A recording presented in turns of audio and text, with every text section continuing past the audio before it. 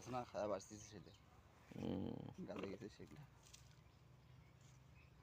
তারপর তো লাগাইছে সোগা হয়ে গেছে অনগা 36 গে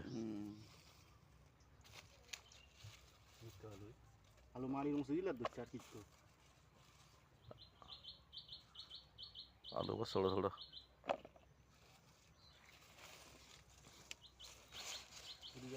আছে আছে এই যেতে যা 3 গে তো লোল 3 গে আরো এদিকে লোল আছে লোল লোল আরো এদিকে আছে কোনটা হালা দিয়ে কি পরিষ্কার কর গাঁদা গাঁ পরিষ্কার গেলা না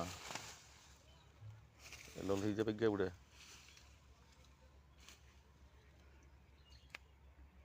এই বইয়া বাতন কিছু গেল ওই বলি জ্বালা আছে ওই বলি জ্বালা এই খেজুর গাছ আছে সাইজ মা দিচ্ছে এর সৌদির খেজুর পেঁয়াজ রন তো অন্য উড়েবার সময় না লাগে না না এগুলো তো ইয়ে হবে বীজ হবে তারপরে বীজ হয়নি এখনো। অ্যাকশন চলের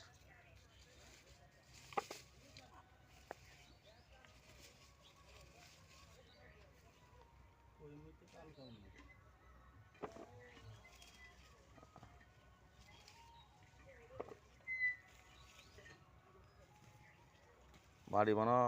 শক্ত জ্ঞান এখানে আলু বাবা না কিছু দিন সারটা কিছু দিন সার যদি যদি আমরা নিজেরাই ইন্তন সার দিয়ে খাইতে হয় তাহলে আর তাহলে তো আমরা খাবো কেন আর আঙ্গ তাহলে আর ইয়া হইলো কেমনে প্রাকৃতিক হইলো কেমনে হ্যাঁ তো বিনা সার এটা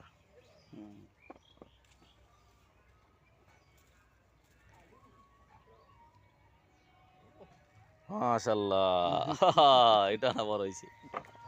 মাশাআল্লাহ মাশাআল্লাহ তোর হরে হরে বাদ দেন গা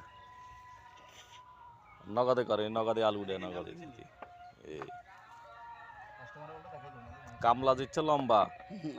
আলু তো ইচ্ছে লম্বা লম্বা হইতে আমার নমলা আলু আছে তো আমাদের ওই যে ওটা ওটা হইতেছে ওই যে লাস্টে করা আছে।